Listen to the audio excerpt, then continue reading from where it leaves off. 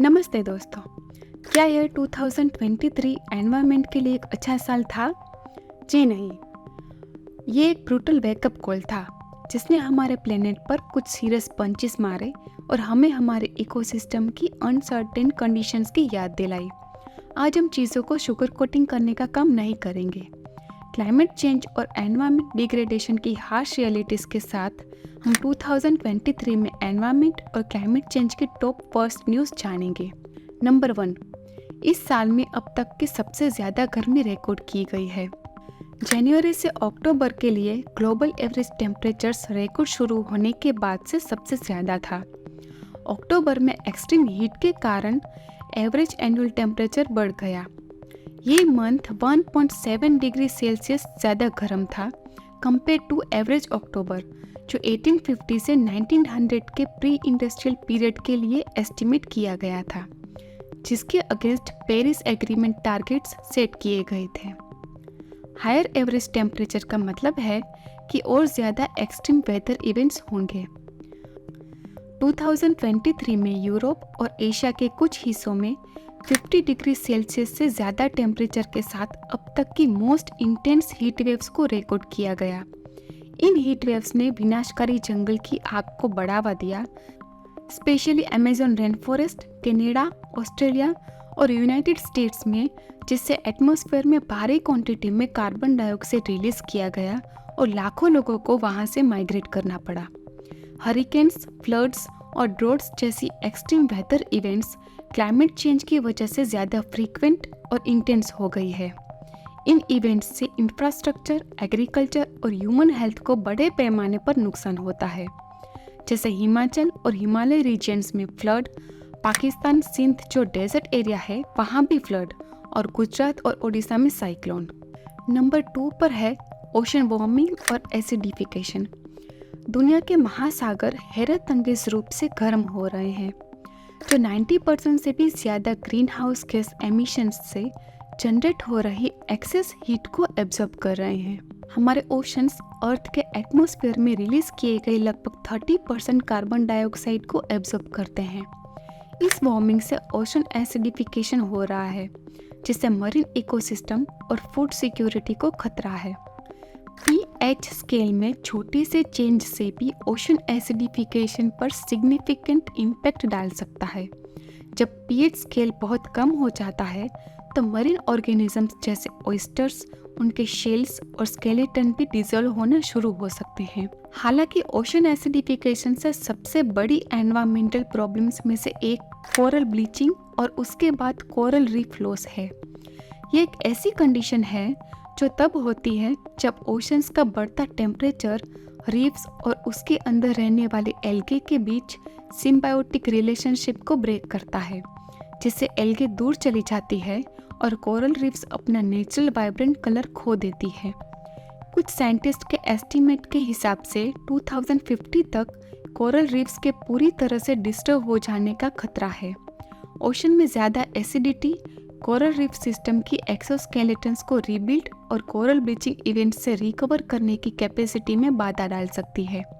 Ocean के बढ़ते temperature के कारण बड़े पैमाने पर कोरल ब्लीचिंग हो रहा है, जिसकी major events Great Barrier Reef, Caribbean और पूरे इंडो पैसिफिक में हो रही है। कोरल रीफ्स मरीन बायोडाइवर्सिटी के लिए ज़रूरी है और वाइटल कोस्टल प्रोटेक्शन देती है, इसलिए इनका डिक्लाइन प्लेनेट हेल्थ के लिए एक बड़ा खतरा है। कुछ स्टडीज़ में ये भी पाया गया है कि ओशन एसिडिफिकेशन को ओशन में प्लास्टिक पॉल्यूशन के इफेक्ट्स से लिंक किया जा सकता है। ओशन में फेंके गए प्लास्टिक गार्बेज से इकट्ठा हो रहे बैक्टीरिया और माइक्रो ऑर्गेनिजम्स कोरल ब्लीचिंग बढ़ाते हैं और मरीन इकोसिस्टम को नुकसान पहुंचाते हैं। नेक्स्ट है ग्लोबल एमिशंस टारगेट्स को पूरा करने में फेलियर। पेरिस एग्रीमेंट जैसी इंटरनेशनल एग्रीमेंट्स के बावजूद global green house gas emissions बढ़ रहा है।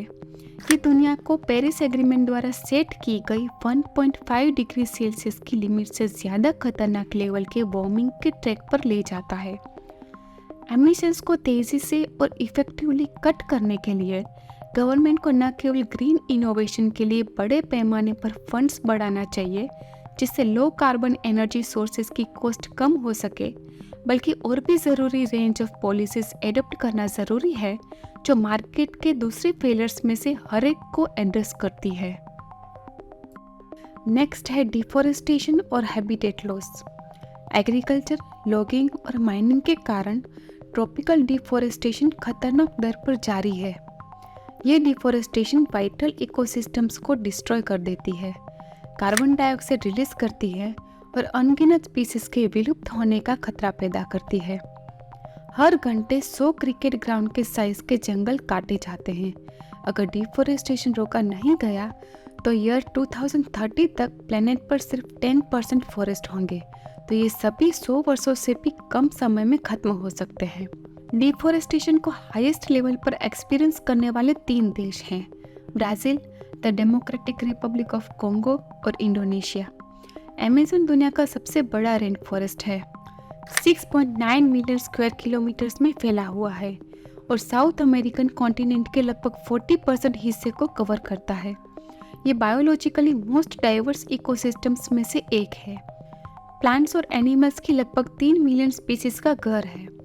फॉरेस्ट लैंड की रक्षा के लिए प्रयासों के बावजूद लीगल डिफॉरेस्टेशन अभी भी बड़े पैमाने पर हो रहा है और ग्लोबल ट्रॉपिकल डिफॉरेस्टेशन का लगभग 1/3 ब्राज़ील के अमेज़न फॉरेस्ट में होता है, जो हर साल 1.5 मिलियन हेक्टेयर होता है। डिफॉरेस्टेशन का मेन रीज़न है एग्रीकल्चर। तो इस लिस्ट में आने वाली सबसे बड़ी एनवायरमेंटल प्रॉब्लम्स में से एक है लाइवस्टॉक। लाइवस्टॉक पालने के लिए या शुगरकेन और पाम ऑयल जैसी फसलें लगाने के लिए लैंड को साफ किया जाता है। कार्बन सेक्वेस्ट्रेशन के अलावा सॉइल इरोजन रोकने में फॉरेस्ट मदद करते हैं, क्योंकि पेड़ों की जड़ें मिट्टी को बांधती है और इसे बहने से रोकती है, जो लैंडस्लाइड्स को भी रोकती है। नेक्स्ट है बायोडाइवर्सिटी लॉस।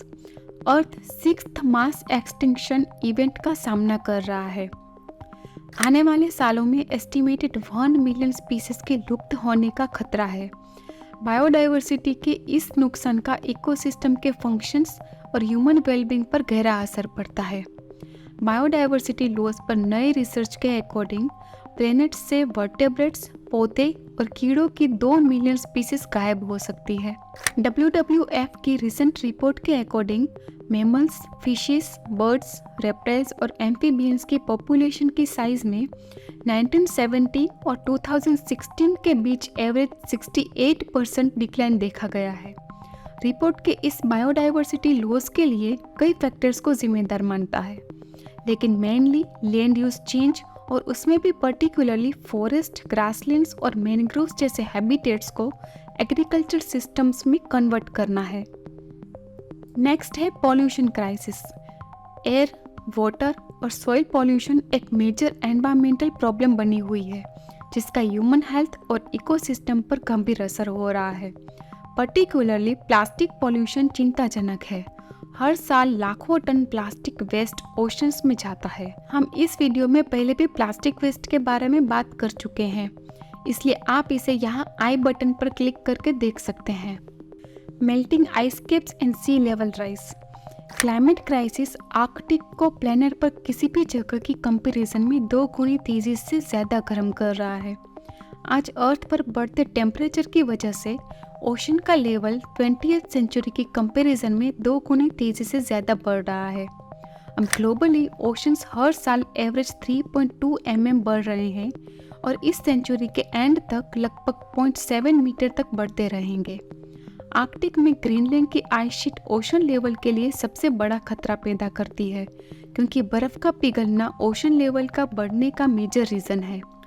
ये एनवायरमेंटल प्रॉब्लम में यकीनन सबसे बड़ी प्रॉब्लम को रिप्रेजेंट करता है।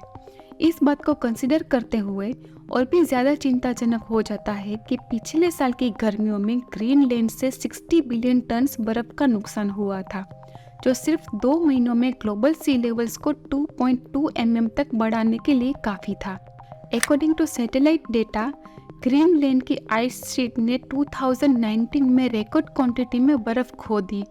पूरे वर्ष में पर मिनट एवरेज 10 लाख टन सबसे बड़ी एनवायरमेंटल प्रॉब्लम्स में से एक है, जिसका बहुत ज़्यादा असर पड़ता है। अगर ग्रीनलैंड आइस शीट पिघल जाए तो सी लेवल 6 मीटर बढ़ जाएगा। इस बीच एंटार्क्टिक कॉन्टिनेंट सी लेवल राइज में हर साल लगभग 1 मिलीमीटर का योगदान देता है, जो एनुअल ग्लोबल इंक्रीज का 1/3 है। कैनेडियन आइस सर्विस के अकॉर्डिंग आर्कटिक के कनाडा में आखिरी पूरी तरह से इंटैक्ट आइस शेल्फ हाल ही में कोलैप्स हो गई, जिससे जुलाई के एंड में 2 ही दिन में इसका लगभग 80 स्क्वायर किलोमीटर्स या 40% एरिया नष्ट हो गया। सी लेवल राइज का कोस्टल रीजन्स में रहने वाले लोगों पर विनाशकारी असर पड़ेगा। According to research and advocacy group Climate Central, इस सेंचुरी में सी लेवल राइज से कोस्टल एरियाज में फ्लड आ सकते हैं, जो अब 340 मिलियन से 480 मिलियन लोगों का घर है, जिससे उन्हें माइग्रेट करने के लिए मजबूर होना पड़ेगा। और जिस भी एरिया में ये माइग्रेट करते हैं, वहाँ ओवर पॉपुलेशन और रिसोर्सेज की कमी का प्रॉब्लम हो जाएगा। थाईलैंड में बैंकॉक, वियतनाम में हो ची मिन्ह सिटी, फिलीपींस में मनीला और यूनाइटेड अरब एमिरेट्स में दुबई ऐसे सिटीज़ हैं जहां सी लेवल राइज और फ्लड्स का सबसे ज़्यादा खतरा है। नेक्स्ट है जियोपॉलिटिकल इंस्टेबिलिटी। यूक्रेन में वॉर, इजराइल हमास कॉन्फ्लिक्ट्स और दूसरे कई जियोपॉलिटिकल कॉन्फ्लिक्ट्स की वजह से ग्लोबल एनर्जी मार्केट्स में गड़बड़ हो गई और क्लाइमेट चेंज पर इंटरनेशनल कोऑपरेशन में बाधा उत्पन्न की है। ये इंस्टेबिलिटी क्लाइमेट क्राइसिस को इफेक्टिवली एड्रेस करने में ज़्यादा कठिन बना देती है। अगर लोग वॉर्स और कॉन्फ्लिक्ट से अलग हो जाते हैं तो मिलकर क्लाइमेट चेंज से लड़ने का सॉल्यूशन नहीं ढूंढ सकते। नेक्स्ट है फूड वेस्ट और शॉर्टेज। हर साल ह्यूमन कंजम्पशन के लिए फूड प्रोड्यूस्ड का लगभग 1/3, जो लगभग 1.3 बिलियन टन और 1 ट्रिलियन US$ की वैल्यू का फूड बर्बाद हो जाता है या तो खो जाता है। ये 3 अरब लोगों को खिलाने के लिए काफ़ी है। रिटेल लेवल पर अपीयरेंस पर जोर देने के कारण बड़ी क्वांटिटी में फूड बर्बाद हो जाता है। अमेरिका में सभी फूड प्रोड्यूस्ड का आधा हिस्सा फेंक दिया जाता है क्योंकि इसे खाने के लिए बहुत बदसूरत माना जाता है। ये 60 मिलियन टन फ्रूट्स और वेजिटेबल्स के बराबर है। जब दुनिया फूड शॉर्टेज से जूझ रही है, तब ये इनह्यूमैनिटी का एक बड़ा एक्शन है। फूड उगाने के लिए उपयोग किए जाने वाले सभी रिसोर्सेज को ध्यान में रखते हुए फूड की बर्बादी में 21% फ्रेश वाटर, 19% फर्टिलाइजर्स, 18% क्रॉपलैंड और 21% लैंडफिल्स का यूज़ होता है। बर्बाद किए गए फूड को उगाने के लिए यूज़ किया जाने वाला पानी 9 अरब लोगों द्वारा हर एक व्यक्ति हर दिन लगभग 200 लीटर के हिसाब से किया जा सकता है। ग्रीन हाउस गैस एमिशंस में फूड वेस्ट और लॉस का हर साल का 1/3 हिस्सा है। अगर ये एक कंट्री होता तो चाइना और अमेरिका के बाद food waste greenhouse gases का 3rd हाईएस्ट एमिटर होता। नेक्स्ट है बढ़ता लापरवाह टूरिज्म। 2-3 साल के लॉकडाउन और इकोनॉमिक स्लोडाउन के बाद 2023 में लोगों के पास ट्रैवल और एक्सप्लोर करने के लिए समय और पैसा था।